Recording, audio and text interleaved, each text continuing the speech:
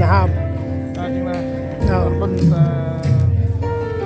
hội đồng Brisbane là chúng ta ngồi chụp mình và họ ta chỉ là hàm oanh làm bởi program lạ vậy เราไป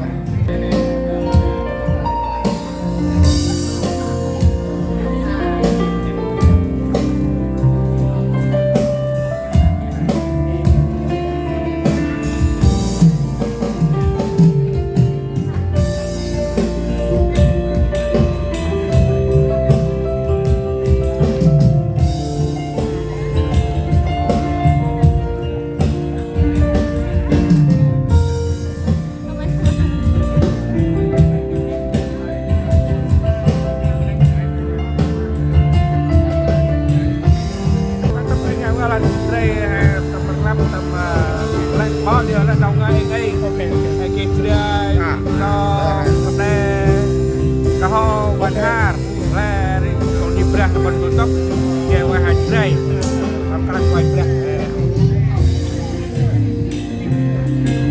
ba tay má có chơi không vậy?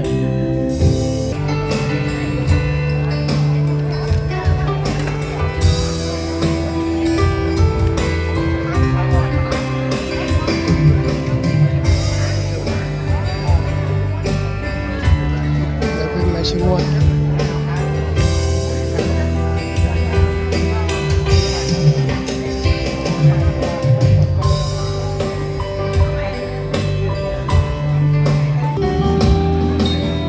แม่เขาอาดกล้วยเยอะมองตอนเจ้าให้น้ำดิ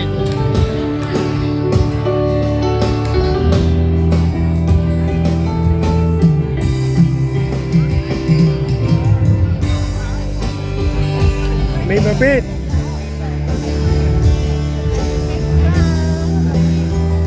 นี่เลยเงี้ยเดี๋ยวหมดรุ่นดำ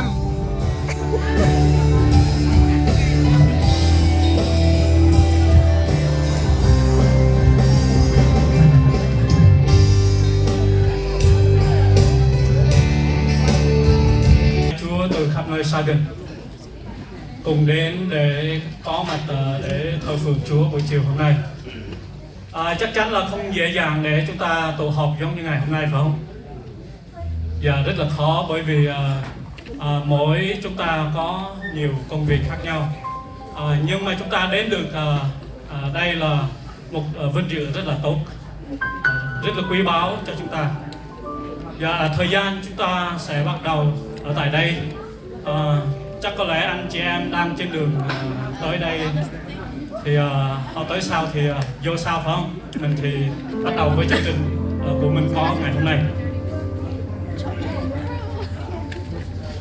Tất cả chúng ta đã sẵn sàng thờ phượng lời khen Chúa của chúng ta chưa ạ? Sẵn sàng chưa ạ? Nếu chúng ta sẵn sàng rồi, xin một tràng vỗ tay thật lớn cho Đức Giêsu. Cảm tạ Chúa vì thời giờ quý báu chào bạn.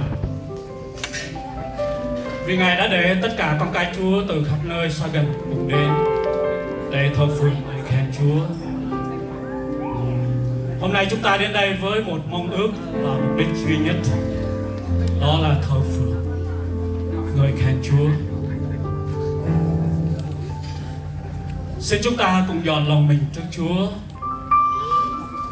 Hãy làm nóng tấm lòng trong khăn phòng này. Hãy cùng nhau thờ phượng Chúa của chúng ta.